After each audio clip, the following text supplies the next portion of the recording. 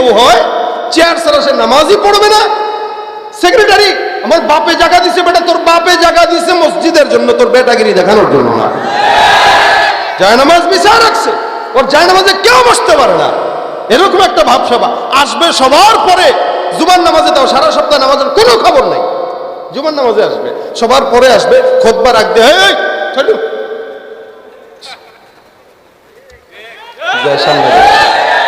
এই মিয়া কোন তো মসজিদটা কি ক্ষমতা দেখানোর জায়গা?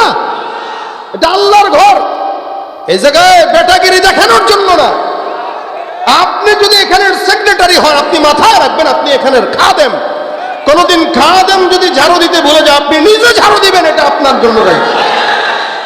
খাদেম একটু ভুল গেলে দেখবেন, চুপ থাকেন মিয়া।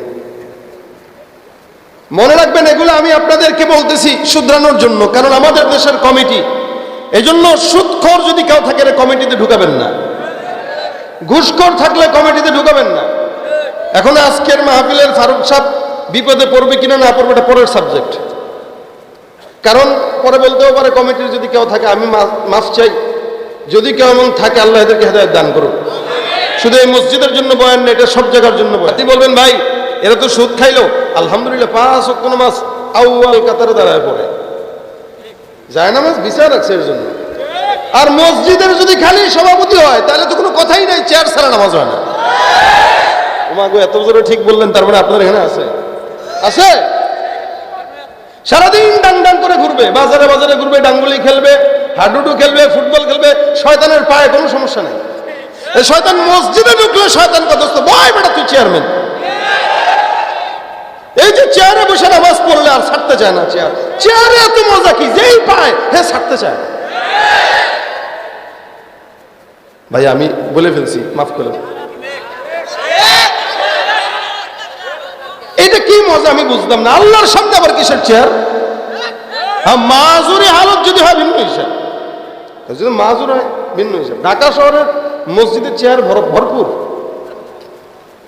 আমি আমার মসজিদে জুমা পড়াইতে গেছি যখন 7 বছর আগে, যখন প্রথম যাই তখন চেয়ার ভরা দুই পাশে, কমে না। খালি মুসল্লিরা, সেক্রেটারিরা কয় হুজুর একটু ওয়াজ করেন, চেয়ারের ব্যাপারে বলেন। আমি 3-4 জুমায় বলছি, কোনো কাজ হয় না।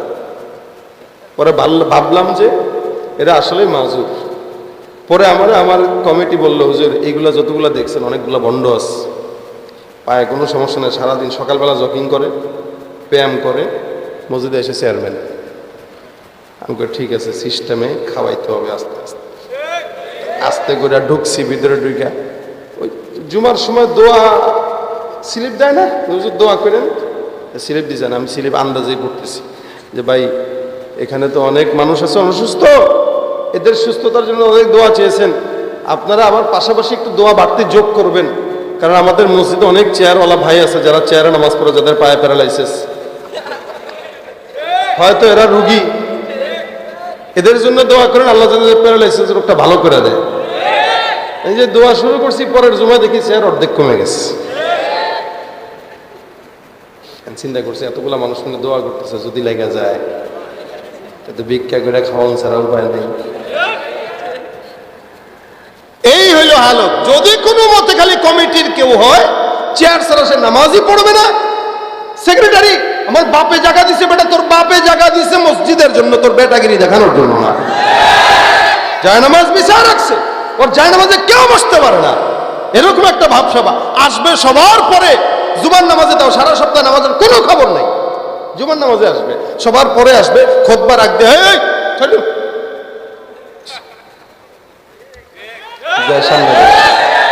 এই মিয়া কোন তো মসজিদটা কি ক্ষমতা দেখানোর জায়গা?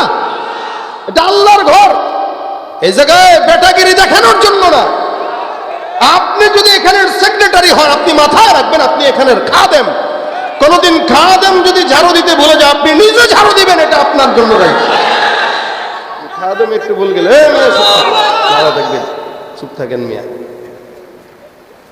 মনে রাখবেন, এগুলো আমি আপনাদেরকে বলতেছি শুধরানোর জন্য, কারণ আমাদের দেশের কমিটি, এজন্য সুদখোর যদি কেউ থাকে কমিটিতে ঢুকাবেন না, ঘুষখোর থাকলে কমিটিতে ঢুকাবেন না।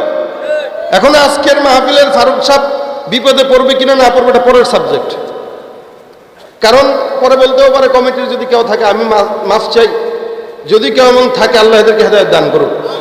শুধু এই মসজিদের জন্য বয়ান না, এটা সব জায়গার জন্য বয়ান। ইন্নামা ইয়ামুরু মাসাজিদাল্লাহি মান আমানা বিল্লাহি ওয়াল ইয়াউমিল আখির। মসজিদ পরিচালনা যারা করবে এদের কথা আল্লাহ পাক কোরআনে বলেছেন। একটা ঘুষখোর মসজিদ পরিচালনা করার যোগ্যতা রাখে না। হ্যাঁ, টাকা দিতে পারে কিন্তু কমিটি হইতে পারে না, কারণ এটা আল্লাহর ঘর। এই জায়গায় যে ডুববে সে পবিত্র হইতে হবে, কোনো বেনামাজি এখানে আসতে পারবে না।